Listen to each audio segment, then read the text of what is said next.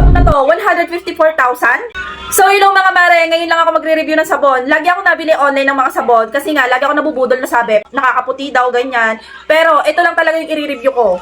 Dahil ito lang talaga yung naging effective sa akin at totoo yung claim nila na nakakaputi talaga tong sabon na to. Ito nga pala ang Milky Haya with Ceramide ng BMRS Beauty Essentials. Kung may dry skin ka at gusto mong pumuti, ito na yung sabon na bilhin mo. Mild sa balat at napakabango pa. Napakasulit nitong sabon na to dahil sa halagang 170 pesos ay 5 piraso na nga yung matatanggap mo. Sobrang gaganda pa nga ng mga ingredients nito dahil pinagsama-sama yung aloe vera, hydraulic acid, ceramide, niacinamide, lactic acid, meron pa nga itong vitamin E and A, at meron siyang glutathione na pampaputi. Ito yung sabon na ginagamit ko araw-araw dahil lagi akong lumalabas ng 1 to 2 p.m. At alam naman natin na napakainit sa labas at prone talaga ng mangitim ka. Ang nagustuhan ko talaga dito ay simula nung gumamit ako nito ay talagang pumupusyaw yung balat ko. Hindi naman talaga ako kaputian pero ito talaga yung nakatulong sa akin para hindi mangitim ng sobra. Nagamit ko to sa mukha ko at buong katawan. Pwede to sa all types of skin, buntis, breastfeeding, and 7 years old and above. Mababae man or lalaki ay pwede ito. Kaya ano pang inaantay nyo? Mag-checkout na kayo dahil nandyan lang sa yellow basket at comment section ng link. Yan lang. Bye!